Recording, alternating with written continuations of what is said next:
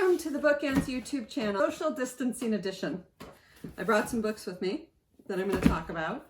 But in the meantime, I'm Jessica Faust. I am holding down the office on my own while everybody else is working from home.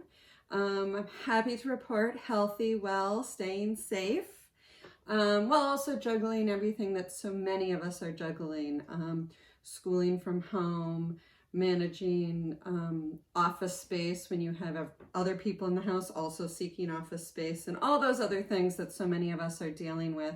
But I'm happy to report and proud to say they are working very hard. I'm really proud of this team. So we have been doing well. We are still reading our queries. We are still sending out submissions to publishers.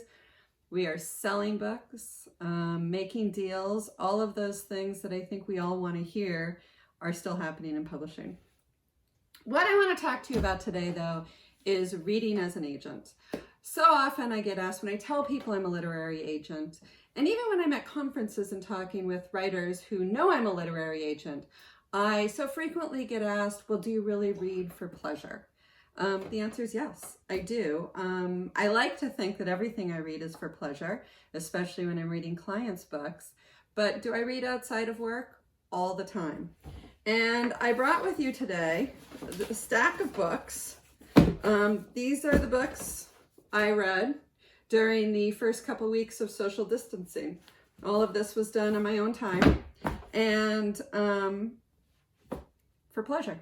You know, I think that it's fair to say that agents do read differently than your average reader. I would say that a lot of authors do too. When you are in this business and you're entrenched in it, you're going to look at books differently. It's one of the reasons I never did well in a book club, because when I would sit down with a group of friends to discuss a book, the way I looked at it was so different than the way a reader would look at it, and I found it difficult to have those conversations. I think a book club among publishing professionals would be a great place for me to be. But in some ways, our meetings can be book clubs, especially when somebody asks us to take a look at a book for second reads. To some extent, that's what we're doing. We're giving our professional opinion, of course, but it is also in some ways a book club about how our feelings about the book. So let's look at some of the books I've read in the past few weeks. This one, The Last Mrs Parrish. Now, I think that it's natural for agents to often read books that inform our MSWL. The Last Mrs Parrish was actually a recommendation from Jessica Alvarez. This might be her book, in fact.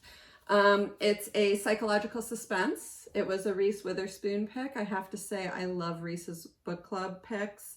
I gravitate towards them and I use them as a starting point when I'm looking for something to read. And yes, this absolutely helped inform my MSWL about the type of psychological suspense I would like to see more of. Now, when I read a book like this, and I'll probably spend more time on this because this is the last book, I believe, in the pile I read. When I read a book like this, it's hard for me to shut off my agent brain. I read it and I think, would I have taken this book on? Is this lagging somewhere? How do I feel about this character?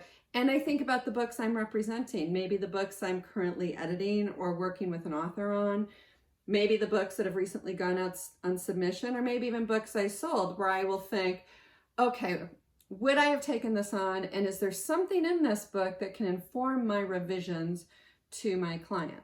So I'm always got that work brain on, even when I'm settled in on the couch, reading nonstop. I actually stayed up all night and read this book, which I don't often do, I have to admit.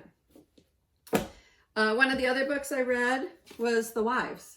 This is one I picked up at Indigo, probably definitely the staff pick, and I think the cover really grabbed my attention in this. This is a much newer book. The Last Mrs Parrish, I believe, was published a couple years ago. This, I believe, was just this year. I also honestly picked this up because it was published by Graydon House. And I just recently had lunch with an editor at Graydon House and was thinking a lot about Graydon House and selling a book there. So I picked this up to get some insight into what that particular editor and house is seeing in their psychological suspense. For me, this was a book, The Wives is a a book somewhat about polygamy. And that is, I would say, something that's probably been on my MSWL for years. It's a culture and a lifestyle that I'm very interested in, fascinated in. So that's what grabbed my attention in this book. And that would grab my attention in a query in the same way. If I had read this cover copy as a query blurb or copy, I absolutely would have requested this. I read How I Change, a nonfiction that is published by Harper Wave. I received this book during an editor lunch.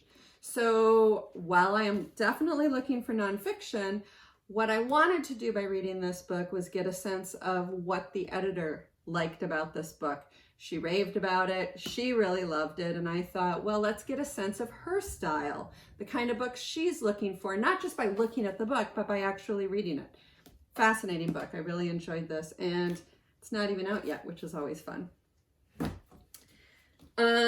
One of the other ones, A Woman Is No Man. This was one I picked up on my own. I had read about it somewhere and really wanted to read this book, and I loved it. It is in many ways, it could be considered women's fiction. It could be considered upmarket. It's probably a little of both. It's interesting because I read two books back to back, this one and The Storyteller's Secret. And both I felt were books about women and their relationships with their mothers and learning who their mother is. I think it's fair to say we never really know who our parents are, right? So in each of these books, it was a woman sort of learning who their mother really was versus their own opinion or thoughts of who their mother was. I can see why this book has done so well. This is a beautifully written book. I loved every minute of it. I also have been making a conscious effort to add more authors of color to my reading. That's not why I picked this up, but I do keep that in mind when I am book shopping. I want to have more diverse voices, not just on the list of books I represent, but on the bookshelf of the books I'm reading. So this is a wonderful book. I recommend this a lot. And like The Storyteller's Secret, as I said, it is a book about a woman coming to terms with, or getting to know who her mother is, and I guess coming to terms a little bit with her relationship with her mother. This was also a wonderful book. This was recommended to me by Kim, who had been, I believe she listened to it on audio. So I read this one. Also enjoyed it. Also definitely informs my MSWL. I am looking for more upmarket fiction, more women's fiction. I think both of these books really fit in the areas of books I'd like to see more. A Woman Is No Man features a woman who I believe is Pakistani. And this is a woman who goes to India to learn more about her mother, where her mother grew up. So I really love reading about different cultures, and that both of these books gave me that. The Return.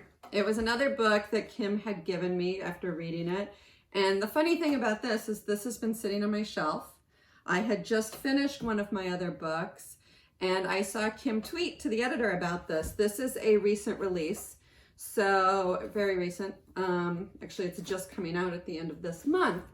And the editor was tweeting about it because, as we all know, during this time, we are in isolation. Bookstores are struggling, and books, especially new releases by new authors or yet to be known authors, I guess it's on this side, The Return, Rachel Harrison.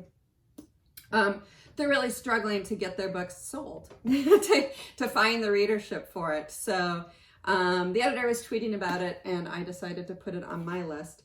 This is a really interesting book. It was, I guess, a cross between women's fiction and maybe horror. It was great, and I loved it.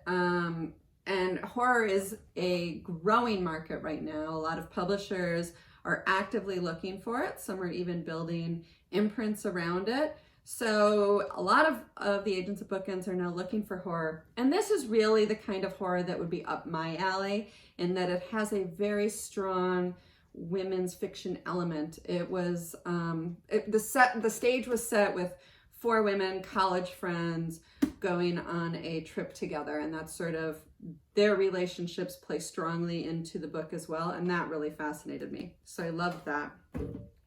And the last little book I got was a gift, the Little Book of Scandi Living. I am a big fan of the Little Book of Huga. This was given to me as a gift. It was a fun, quick, how to be more Swedish. I really resonate with that. Fun, quick, easy, relaxing, sit in my chair, drink some hot chocolate, light a candle, have a very Huga moment. And I read this in, I don't know, an hour or two. It was a very skimmable, fun book, a gifty read, always something different to add to my pile, which I love. So that kind of sums up the books I've been reading for my first weeks in isolation or stay at home or social distancing, whatever we're calling it. And a little bit of an idea of how I read books, how every book I read is definitely, you know, for pleasure, for enjoyment. I'm not much of a TV or movie watcher personally, so I do like to get lost in a book, but no matter what, I am always have a little bit of the agent head in when I'm reading, a little bit of, you know, taking a look editorially of what maybe I find missing. Also often thinking of would I have taken this book on or would I have rejected it?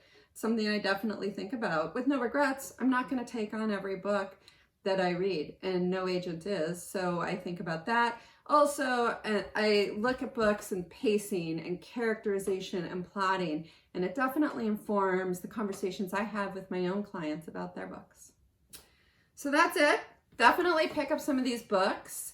If you're looking for something to read, I strongly encourage you check out indie bookstores right now. They are really struggling and we need them. Most of them, many of them are available to shop online right now. So please get out there, buy at least one book, and stay healthy, stay well, stay safe. Subscribe so you don't miss any of our other videos. Like it if you like this video, and thanks for stopping by. We'll see you soon. Bye-bye.